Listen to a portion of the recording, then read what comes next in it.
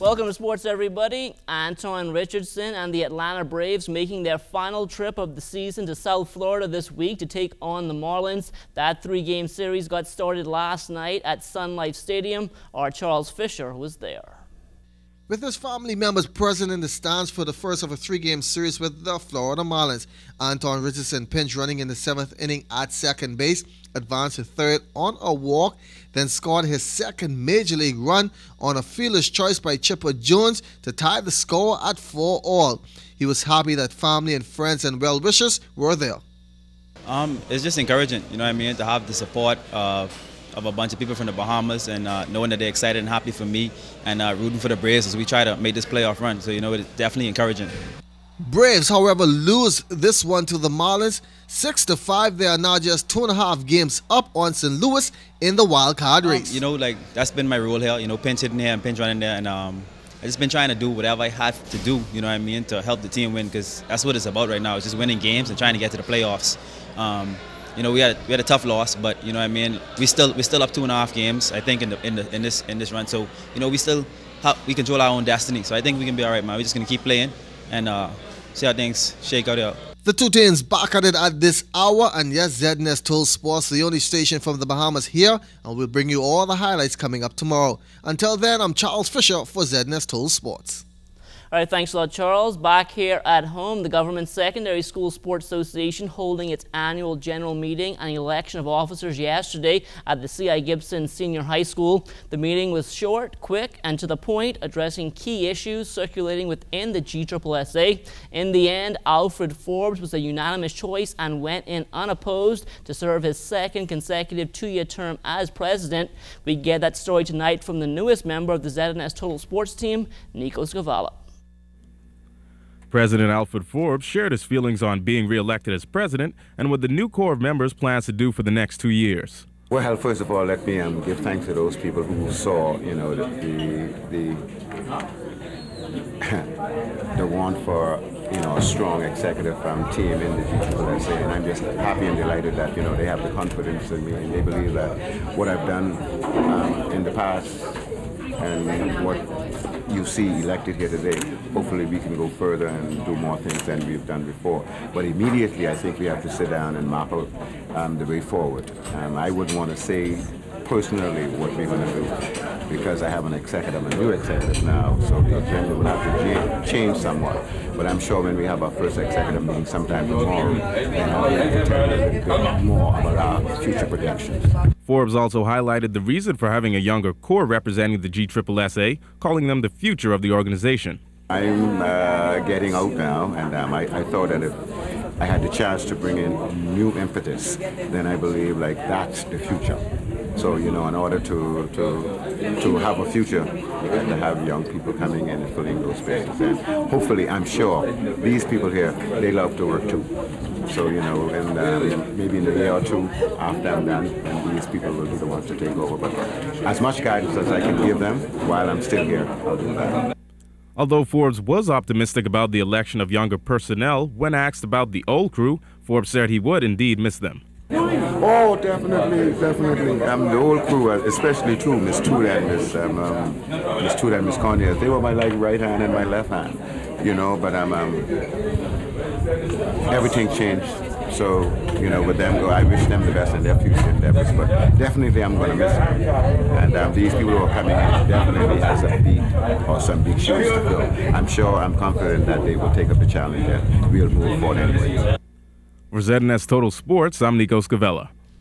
All right, thanks a lot, Nico. Now, on hand for the GSSA elections yesterday was Sports Administrator in the Ministry of Education, Evan Wisdom. He was happy with the end result. We think we have a capable group of people to running the GSSA, and we hope that the Government School League will continue to make the strides that it did last year. We think with the group that just come in, they've been trained properly and they'll do well in terms of management of the interscholastic sports in the government school system in New Providence. Now, this school year, the Ministry of Education Sports Unit added a new face in the person of Louise Forbes. Her job is to ensure that schools adhere to the new standards which have been put in place for students who wish to take part in athletic competitions. We're getting ready to go into negotiations with the GSSA with regards to the standard GPA standard in high school sports in the government school system in New Providence. Mrs. Forbes will be mandated to regularize and regulate that. What that means is those students that are performing below the GPA standard, and right now the Constitution states that they start at 1.5 and then we go on to 1.8, and after that, the third year, we go to 2.0. What we're going to also be looking at is those students that were suspended, that school will be sanctioned with regards to letting a child play that was suspended. That has happened on a number of occasions, and it's not happened because people willingly did so. It happened because it just wasn't regulated. If we notice when we speak about the word student athlete, student comes first, not athlete.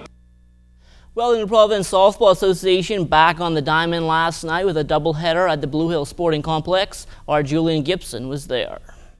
Black Scorpions fighting for that fourth position, trying to get into the playoffs, taking on the Bummergee Operators. Marvell Miller with the pitch, bouncing ball to Maria. The ball goes into right field. Coming in to score for Bummergee would be Lethera Braun. Black Scorpions trailing 3-2. A walk to Narissa Seymour. Marvell Miller struggling. A conference on the pitches, man. Come on, Marvell, you got to get it together, get it together.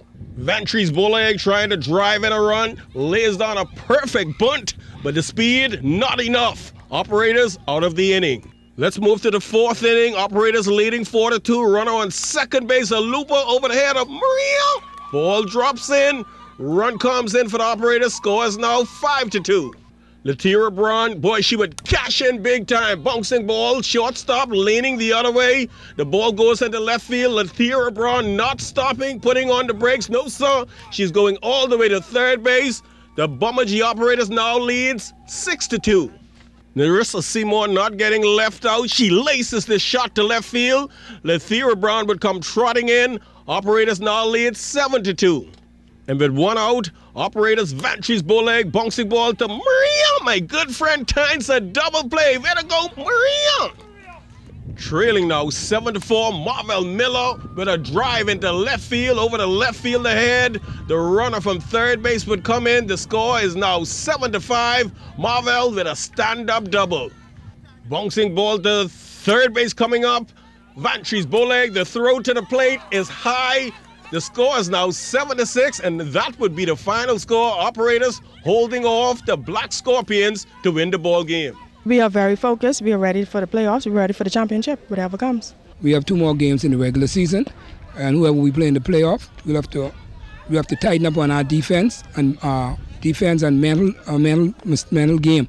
We cannot go into the playoffs making those type of mistakes with the teams that we have there in the playoff. We just fold when we needed our big batter, the pitcher, the ace, Marvell, just come through because I was the winning run. And I just tell her, if she'd have just hit the ball, I was going to score, ain't no doubt about it. You'd have taken this horse on first because I was going to score from first. In the feature game last night, after losing to the Truckers on Saturday night, Durham United Hitman, well, they hit the ball all over the place last night, beating the Millers Rams. Final score was 10-1. Reporting for ZNS Total Sports, I am Julian Gibson.